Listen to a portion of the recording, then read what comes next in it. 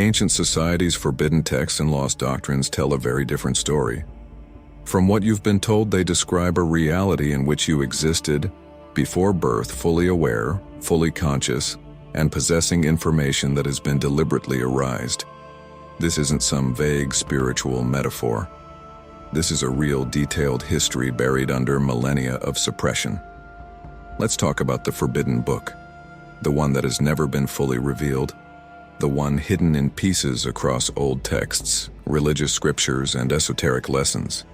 If you take those pieces and put them together, something terrifyingly clear emerges. The world we are born into is a creation, and before you entered it, you knew exactly what you were walking into.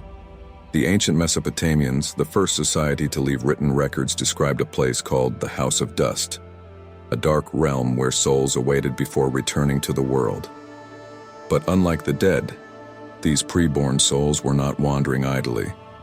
They were undergoing preparation for what, for erasure, the Greeks, known for their philosophical brilliance, spoke of the river Lethe, the river of forgetting. Before entering the world, souls were required to drink from it, wiping their memories clean. The auric cults, however, kept an even darker secret. Some souls, they claimed, refused. They did not drink, and those who retained their knowledge became what the ancients called the awakened ones, the very people who would later be hunted down as heretics, mystics, and rebels against the system. Kabbalistic texts speak of a GFF, the treasury of souls, where all unborn spirits dwell before being placed into human bodies. But the Zohar, one of Kabbal's foundational books, suggests something shocking. Some souls do not want to be born. They resist incarnation. They know something the rest of us have lost, and yet one by one, they are forced into the circle of birth. By whom and for what purpose? The ancient Egyptians, a society obsessed with the afterlife, also had a lesser-known doctrine about the before life. The Book of the Dead, which many assume is just a guide to the afterlife, contains verses hinting at a judgment that happens before birth, not after, before the soul is weighed, not for sins but for reed, and those deemed ready are sent down. But what does rees mean? Ready for what? Now this is where things get uncomfortable, because once you start connecting the dots, a disturbing pattern emerges. Nearly every old society describes a process that happens before birth. But more than that, they describe a force, a system that ensures you do not remember. The Gnostics, early Christian sect deemed heretical and systematic, wiped out, were very clear about this. They thought that the material world is a prison, and that the beings governing it, known as the archons, are responsible for keeping human souls trapped in an endless cycle of birth and forgetting. They believed that before birth, souls were interrogated, wiped, and deceived into joining the world, and once they arrived, the programming continued through language, through society, through the institutions that influence what we can and cannot know. You see, this isn't just about before birth, this is about control. The Tibetans, one of the last cultures to maintain unbroken spiritual traditions going back thousands of years, have an entire text dedicated to the moment of transition between worlds. The Bardo Thodol, or Tibetan Book of the Dead, describes in extreme detail the trip a soul takes between death and rebirth. But here's what's strange: the accounts of what happens before rebirth are eerily similar to what happens after, to death. Why? Because they're the same process in reverse. And according to the text, if a soul knows what is happening, it can escape. But how many of us remember the truth is almost none, because you were not meant to remember every major esoteric path, from Hermeticism to Sufism, from the hidden teachings of early Christianity to the suppressed teachings of Eastern traditions, has whispered the same idea. If you knew what happened before birth, you would not participate in this system. You would not agree to it. And that is why they make sure you forget. Before you were born, you were judged. Not in some metaphorical religious sense.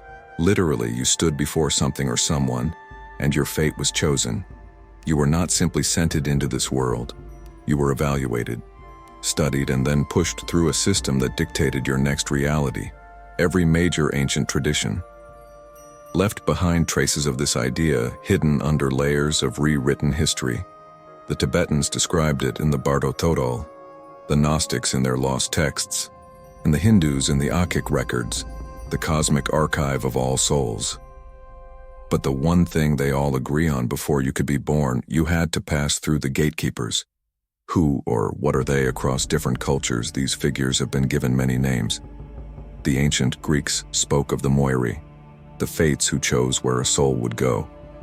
The ancient Egyptians described the 42 judges who stood in the halls of Maa to determine whether a soul could continue. The early Christians had the principalities and powers, cosmic rulers who dictated the rules of incarnation, and the Gnostics, they spoke of something far more disturbing. The archons, masters of the material world, who ensured that no soul entered this life with their memories intact. This isn't mythology. This is a pattern that says before birth you were confronted with a choice that most people never even knew they made. In the Zohar, a foundational book of Kabbalah, it is written that every soul must swear an oath before descending into the physical realm. What is that promise? To forget everything, to enter the world blind. Some traditions say this is essential so that the soul can experience life without the burden of previous existences. Others, they say it's a method of control. The Gnostics believed the questioning before birth wasn't just about forgetting. It was about programming, according to them, before beginning a new life. Souls were tested, categorized, and given a false sense of purpose. Some souls were sent into lives of privilege, others into pain. Some were given see abilities, others were deliberately weakened, and the ones who fought the process, the ones who tried to retain their skills, they were recycled, forced through again and again until they complied. Now let's take a step back, because if this is true, it changes everything. The Tibetan Buddhists, who have kept their traditions with shocking consistency for thousands of years, describe something highly similar according to them before a person is born. It meets beings that test it. These entities appear as guides or judges, but their real job is to enforce submission. If a soul refuses to enter a body, it is confronted, pressured, even misled. Many traditions describe souls being shown false visions of their future life, made to believe that they are choosing something meaningful, when in fact the entire process is rigged.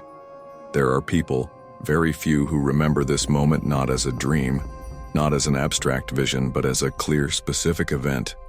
They describe meeting beings of immense power, entities that asked them questions, tested them, even commanded them.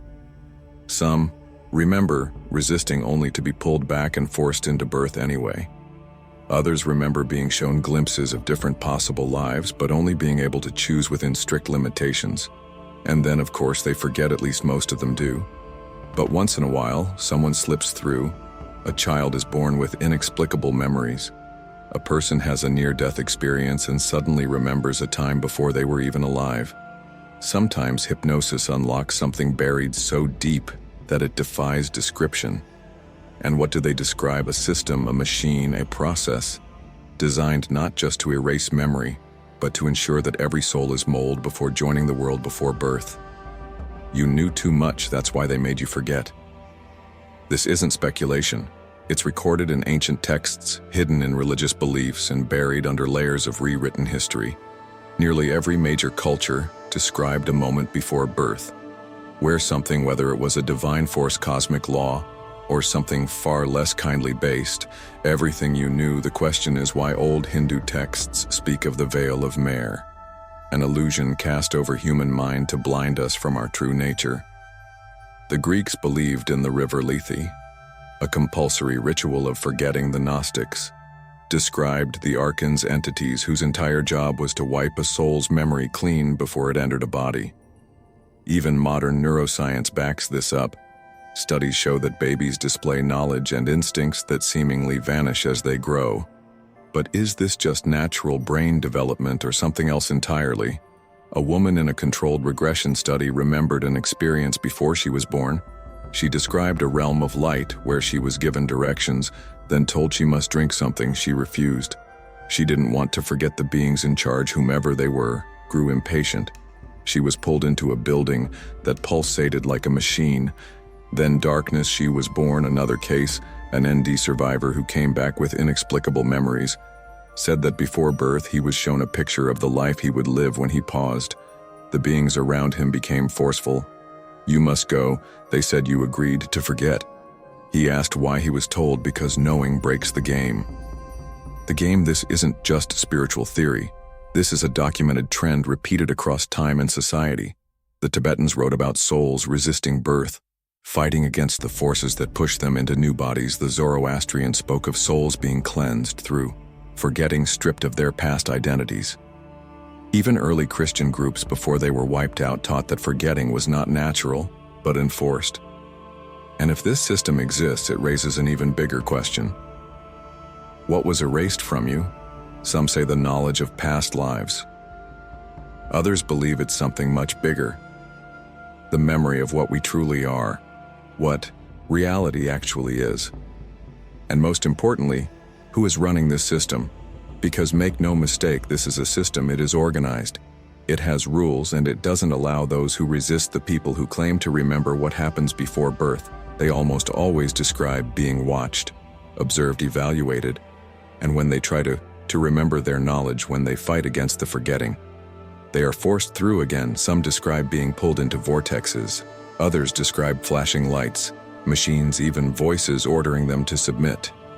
This isn't rebirth the way most people think about it. This isn't some peaceful circle of spiritual evolution. This is a process of control. Most people forget, but some remember. Faiths have a word for them, so do old secret societies, intelligence agencies, and even modern psychologists, studying unexplained cognitive events. They go by many names: the awakened, the old souls, the ones who slipped through the cracks. In some countries they are revered, in others they are hunted. The simple fact is that these people should not exist because the system rests on you forgetting. In Tibet, children are identified as possible reincarnated masters who keep their past life. Memories, the search for them is thorough. When a child shows signs of remembering who they were before, monks travel to their villages, testing them with things they once owned in a previous life. If they choose properly, it confirms they have evaded the forgotten. But here's the question. Why do they have to be found? Why is this so rare? And what about the others who remember but aren't named? Many don't survive. The Cathars, a medieval Christian sect, thought that certain individuals carried knowledge from before birth, and that this knowledge threatened the church's control over human souls. The church reacted with one of the most brutal genocides in history. In 1244, over 200 Cathars were burned alive at Monar for refusing to change their crime. Saying they knew where they came from. In Hindu and Buddhist traditions, ES and yogis committed their lives to breaking the cycle of forgetting, preserving their pre-birth knowledge through intense meditation and spiritual discipline. Some of these individuals, known as Jivan Muas, claimed to have full knowledge of their existence before they were born. But here's the catch. Most people who tried to reach this state failed. Why? Because the system is meant to keep you from remembering. The world is engineered to distract you, to ensure that by the time you're old enough to speak, whatever you knew before is already buried deep beneath conditioning, language, and code. But every once in a while, a child breaks through. There are documented cases of young children remembering explicit details about a life before they were born. Information they could not possibly have known in the 1950s. A boy in India named Shanti Devi gave intricate information about her past life, down to the names of family members she had never met. Investigators confirmed her claims in the 1990s. An American boy named James Linger provided specific military details about her World War II pilot. Later proved to be real. Mainstream science names this as cryptomnesia, hidden memory surfacing through unknown means. But here's the trouble. Some of these cases involve information that the child had no way of accessing. Not just names, but obscure personal information, places. They had never visited, knowledge of events before they were born. And then as they get older, something strange happens. The memories fade. The children grow up, and by the time they reach adulthood, the information disappears. Not because they wanted to, but because it wasn't meant to be there in the first place. Ancient texts warn about this exact process. The Gnostics claimed that the rulers of this world, the archons, specifically target those who remember. Hindu religion warns that the moment a child begins to speak, their past information is at risk of being overwritten. The Tibetans teach that if a reincarnated master is not discovered in childhood, their knowledge will be completely lost by the time they reach adulthood, and that raises a frightening question. What would happen if someone made it through intact? Not just glimpses of past lives, not vague recollections of a mystical pre-birth realm, but someone who never lost their memories at all, someone who could expose the system from the inside. Someone who knew beyond any doubt what this world actually is and why we are here. Where were you before you were born? Not in some abstract spiritual way. Literally, where were you? Ancient texts, mystical traditions, and rare first-hand accounts all point to a world that existed before birth, but there's one important detail they all hint at without fully exposing. Was it a choice, or were we forced into it? Because here's something that should worry you. There is almost no culture, no ancient teaching, no major religious text that describes the pre-birth state as a place of complete freedom. There is no custom that says you can simply choose not to be born instead. What we see is a pattern planning selection judgment and an inevitable descent into the physical world. But who is making the decisions? And why does it seem like the soul is given only one choice entering this reality? The ancient Hindus spoke of a place called Pitoa, where souls awaited their next incarnation. Some described it as peaceful, others as a type of holding place, a temporary state where the soul was not in control of what happened next. The Gnostics took it further. They claimed that the material world itself is a trap and that before birth, souls were processed, categorized, and forcibly sent back down. Some tried to fight, but resistance was met with force. The Tibetans kept one of the most detailed descriptions of what happens before birth. The Bardo Thodol, often called the Tibetan Book of the Dead, doesn't just explain the journey after death. It describes what happens before life starts again. According to this text, a soul does not simply choose a new life. It is pushed, tried, and in many cases deceived. The text warns that souls will meet visions that may seem beautiful, welcoming, and full of light, but are actually illusions meant to lure them into accepting a new incarnation. Some cultures go even further, suggesting that beings in this world actively manipulate souls into reincarnating, ensuring that they do not escape the cycle. The Sumerians, one of the oldest known cultures, left behind texts describing the anarchy, powerful entities who were said to control human destinies. Some of these books, those that were buried, erased, or reinterpreted, suggest that before birth souls entered into an agreement, a contract of some kind. But here's the trouble. There is no record of any soul refusing the contract and leaving the system. Because if pre-birth is a place where souls live before joining the cycle of life, shouldn't there be stories somewhere of souls opting out? Shouldn't there be teachings about how to leave forever? But there aren't. Instead, the huge majority of ancient sources describe a process that ensures a soul returns. Some esoteric schools claim that this world is a closed system, one where the idea of free will is an illusion. Before birth, you were given what seemed like choices. Maybe you were shown different lives. Maybe you were given the idea of picking a path. But if you never had the option to walk away, was it ever a real choice? There are rare stories deep in hidden occult traditions that speak of souls who tried to escape. Some texts refer to them as the lost ones, the beings who refused incarnation and disappeared. Others describe them as the missing souls that somehow slipped past the gatekeepers and vanished into a realm beyond the known universe. If you were born into a system that makes you forget everything before birth, who gains from your ignorance? Because if there is a process that forces souls into new lives, ensures they forget what came before, and strips them of any ability to escape, then someone is running that system. Ancient cultures had different names for these entities. The Gnostics called them the archons, rulers of the material world, who act beyond human perception. The Hindus described them as auras, deceptive beings that keep illusion and control. The Egyptians warned of hidden gatekeepers in the Jwat, the realm between death and rebirth, whose job was to test and restrict passage. And in every one of these traditions, the message is the same. The real world is not neutral, it is planned, it is controlled. So let's break it down. If you were to create a system where souls are trapped in an endless loop, What would it look like you would need to ensure they 1. Don't remember where they came from? 2. Don't question why they are here. 3. Believe that everything is normal and inevitable. That is exactly what we see. You are born into a world where your past is your bed, where your identity is changed, and where your focus is redirected away from the truth. Every civilization that has ever existed has created belief systems that reinforce the forgetting process. Some call it rebirth, some call it fate, some call it divine will. But the one thing they all have in common, none of them tell you how to leave. The Gnostics were perhaps the most direct about this. They thought that the rulers of the material world, non-human entities that existed beyond our awareness, designed this entire system as a form of soul farming. Their claim humanity is being used. These beings don't just oversee reincarnation, they actively feed on the energy generated through pain, struggle, and conflict. And before you dismiss that as myth, consider this. Why is suffering the default state of life?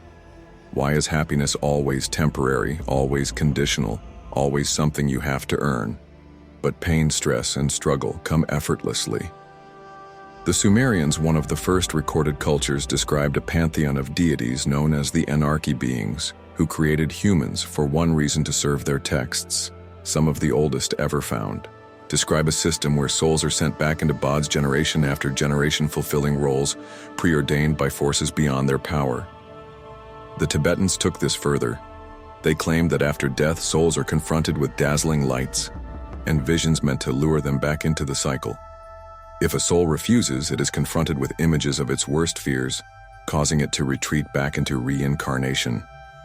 For another chance, the Hermeticist, early practitioners of esoteric thought, warned that the physical world was an illusion kept by secret forces.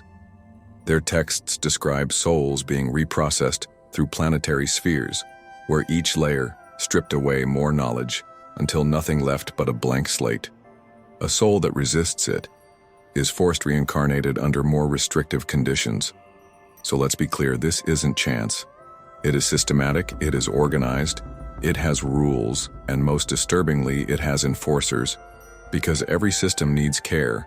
If souls were allowed to remember to resist, to exit the cycle, the system would fail. So who makes sure that doesn't happen? The Gnostics say the archons do. The Hindus say the asuras do. The Egyptians said the hidden judges of the darkness do. And in the modern world, we are designed to police ourselves from childhood. We are conditioned to mock, reject, and attack anyone who says that reality isn't what it seems not. Because people are naturally hostile to the idea. But because they were trained to be spread throughout history, there are methods, rituals, exercises, initiations meant to recover pre-birth knowledge. These methods were never taught publicly. They were never part of mainstream faith.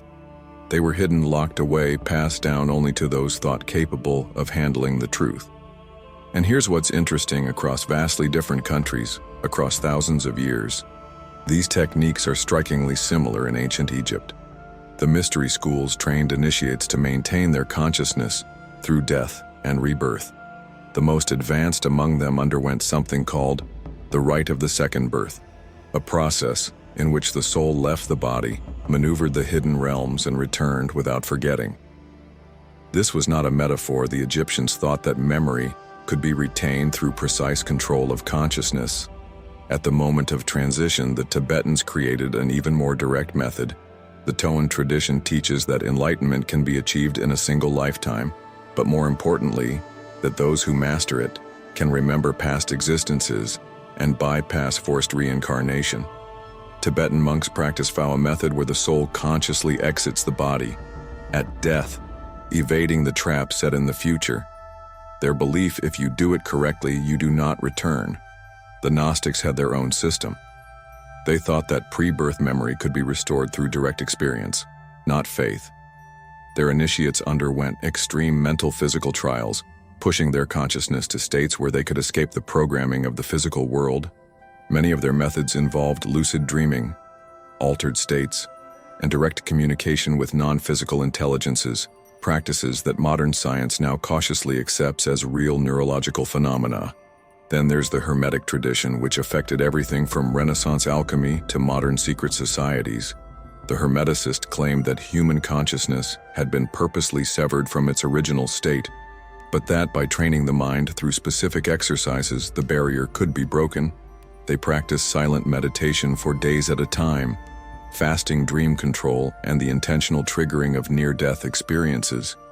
The goal to slip past the forgetting process and reach the hidden memories locked inside the soul. But here's where it gets even stranger. Certain people throughout history have remembered without any training.